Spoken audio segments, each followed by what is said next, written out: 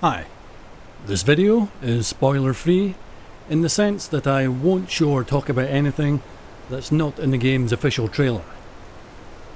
What will be discussed is how the game does an incredible job of enabling your own learning. If that sounds intriguing and you love puzzle games, then I suggest you stop this video, don't even watch the trailer, just pick up the game. There is a certain extra value to playing through the first couple of hours, knowing absolutely nothing about it. Okay, disclaimer over.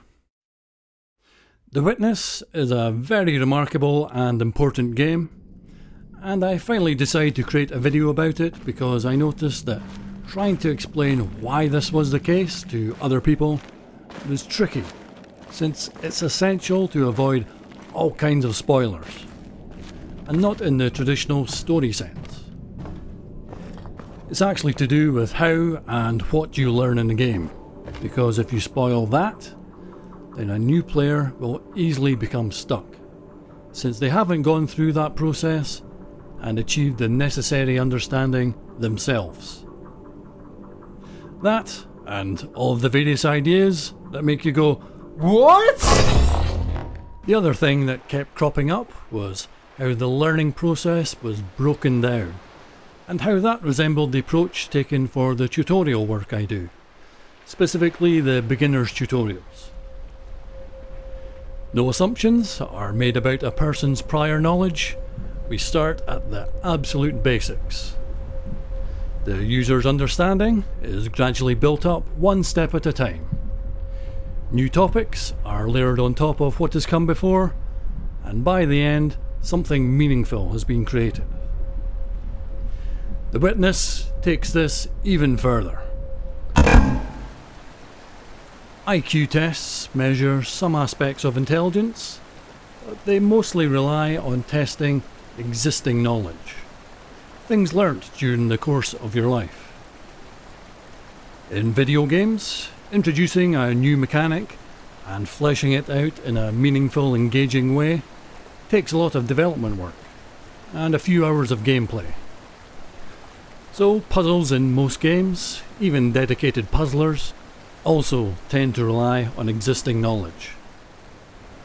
The Witness really does not seem interested in this, however, and in fact takes the opposite approach. It wants you to learn to teach yourself what the correct answers are. It achieves this by breaking down the fundamental gameplay to the absolute basics. A single mechanic applied to two concepts that are innately understood by the player. There's the journey, with definite beginning and end points. And there's pattern recognition. These two concepts, acting in concert in a video game which provides interactivity and feedback, allows you to determine the correct route to advance through the simple act of trying. That basic method will carry you through the entire game, even as new perspectives are layered on top, progressing your interaction. The reason it's able to do this is because you're guided along your journey by the incredibly fine-tuned game design. You work through something new and valuable each step of the way, especially when it explains what you don't know. A good example of this is the path that lies before you upon leaving the starting area. It branches off slightly in a couple of places, one giving you your first good view of the island, the other presenting you with a complex puzzle that you have no idea how to solve. However, from this position, you can see other panels on the path ahead. These panels turn out to be a set of tutorials, much like the starting area, which was a tutorial of the journey. But now, you must combine that with pattern recognition to gain the information necessary to tackle the more difficult puzzles that contain these concepts. Now, that's worthwhile in and of itself, but it also subtly implants an idea in your head. that if you're prevented from moving forward and you're struggling to grasp how a puzzle could be solved, then you don't currently have all of the necessary information. Which leads to a key lesson that the game is trying to impart. This isn't really an intelligence test. In addition to paying attention to all aspects of your journey and recognizing the patterns along the way, the deciding factor in your success is your attitude upon being confounded. Whether you're encountering puzzles that seem frustratingly impossible, or you made an assumption about how things are supposed to work, but now those assumptions are failing you, you have to be okay with admitting, I don't know, or I got this wrong.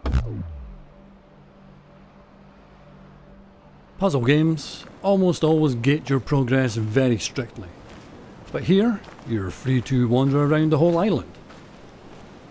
Stepping away and tackling other areas will get your brain working in different ways, inspiring your approach to old problems. Alternatively, you can exit, do some real life stuff, or explore this beautiful world and not think about the puzzles at all. Perhaps ponder some of the more abstract ideas you have about everything. When I mentioned before that the witness wants you to learn to teach yourself what the correct answers are, that holds true for the puzzles, but doesn't directly apply to the game's overall meaning, which is left deliberately vague. But perhaps that is the real meaning to take away from the whole experience. That simpler processes can be measured to have a definite answer as to whether they are valid or invalid. But the much larger, complexly intertwined ideas, by their very nature, cannot. Well, that's no better a solution than any of the others, is it?